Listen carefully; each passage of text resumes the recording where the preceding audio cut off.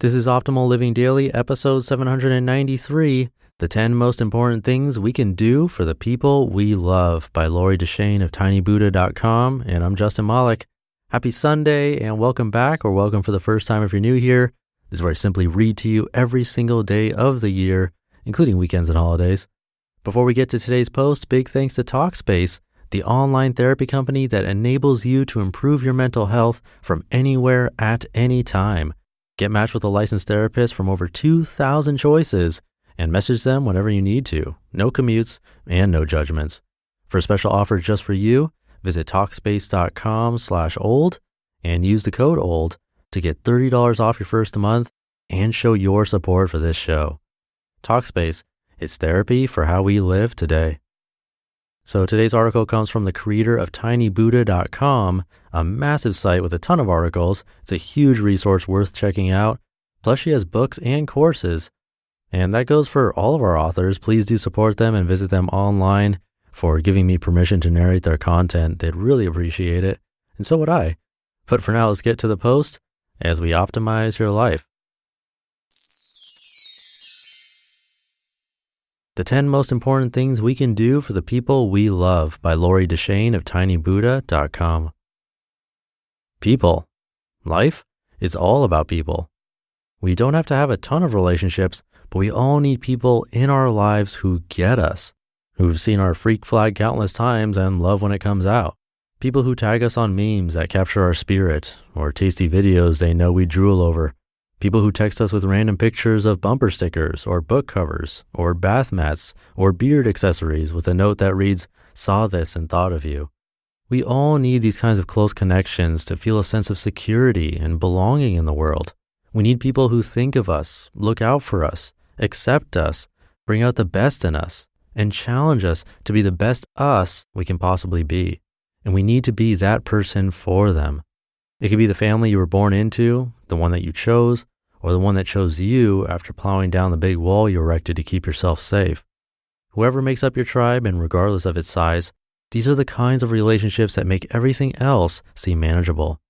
Whether you're having a hard day or a hard month or a hard year, a call or a hug from the right person can remind you that life really is worth living. And when things are going well, it's all the more enjoyable for having people you love to share it with. Most of us would agree that our relationships are the most important thing, that a layoff or a lost opportunity can be tolerated so long as the people we love are healthy and safe. And yet it's all too easy to lose sight of the big picture when we're knee-deep in the struggles of our daily lives. It's easy to deprioritize the little things that keep relationships strong when we're worried about our debt and our deadlines. It's human nature, our negativity bias. We're more sensitive to what's going wrong than what's going right. It's how we're wired, a means to keep ourselves safe. But life is about more than just being safe, or at least I want it to be. I want to focus more on what I love than what I fear. I want to be proactive, not just reactive. I want to wake up every day and be the good that happens to someone else instead of just playing defense to prevent bad from happening to me. So this year, instead of focusing mostly on everything I want to gain or achieve, I plan to live each day with the following intentions in mind. I intend to, number 1, be present. I will put down my phone and focus fully on the person in front of me. My texts and emails will be there later. The person in front of me won't. Number 2, listen deeply. Instead of plotting what I'm going to say next or collecting mental buckets of sage advice I can't wait to dole out, I will listen completely, with the primary goals of understanding and being there. Number 3, speak truthfully. Even when it feels awkward and uncomfortable, I will share what's true for me. I won't exclude the messy parts, no matter how tempting it may be to try to appear perfect. The jig is up. I'm not even close. And neither are you. Let's be beautiful messes together. Number 4, accept fully. I will see your quirks and edges and shortcomings and peccadillos and will accept them all as crucial parts of the complete package that is you. Number 5, interpret compassionately. Instead of assuming the worst, I will give you the benefit of the doubt as I would want to receive it.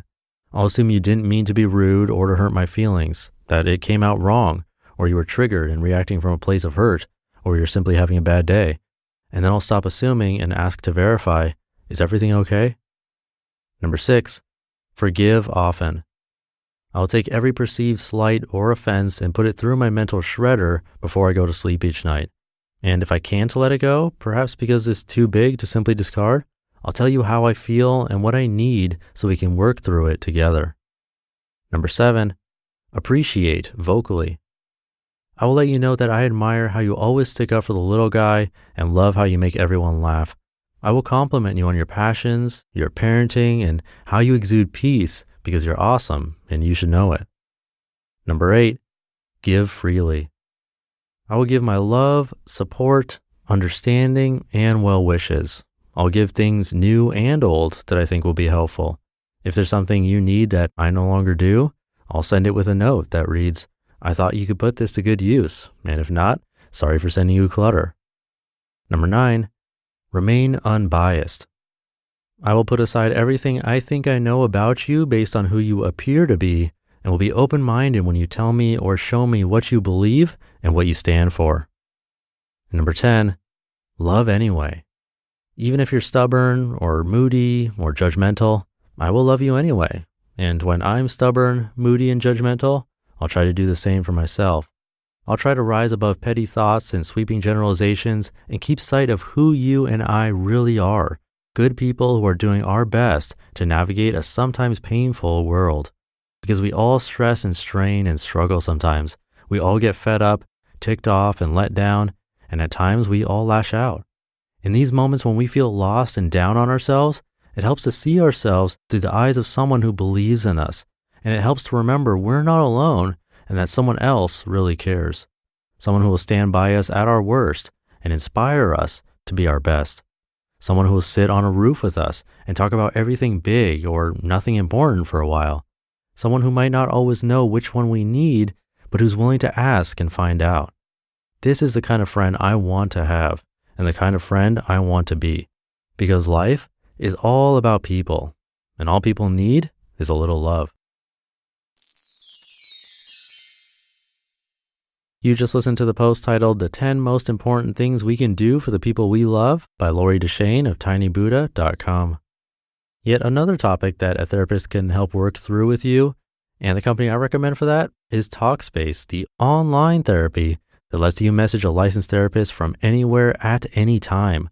All you need is a computer with an internet connection or the Talkspace mobile app. That means you can improve your mental health even if you've had trouble making time for it in the past. If you can't imagine fitting anything else into your life, try it. It's as easy as sending your therapist a message. Get something off your chest whenever you need to, like everyday challenges at work or home, or just chat about life. There are no extra commutes, no leaving the office, and no judgments. To match with a perfect therapist for a fraction of the price of traditional therapy, go to Talkspace.com/old and use the code OLD to get $30 off your first month, all while showing your support for this show. That's the code OLD and Talkspace.com/OLD. Thank you for being here and subscribing to the show. Don't forget to visit our authors online, tinybuddha.com for today's author. Have a great rest of your day, and I'll see you tomorrow for Minimalist Monday, where your optimal life awaits. Hey, this is Dan from the Optimal Finance Daily podcast, which is a lot like this show, except more focused on personal finance. Justin handpicks the best posts he can find from blogs and authors like Ramit Sethi, Mr. Money Mustache, and more, and I read them to you 5 days a week. So if you enjoy this podcast, come on over and subscribe to Optimal Finance Daily too. And together, we'll optimize your financial life. You've been listening to Optimal Living Daily. Be sure to hit the subscribe button to stay up to date on each new episode, and head to oldpodcast.com. That's OLDpodcast.com for a free gift, as well as more actionable tips and resources to help you maximize your potential. Thanks for joining us, and remember, your optimal life awaits.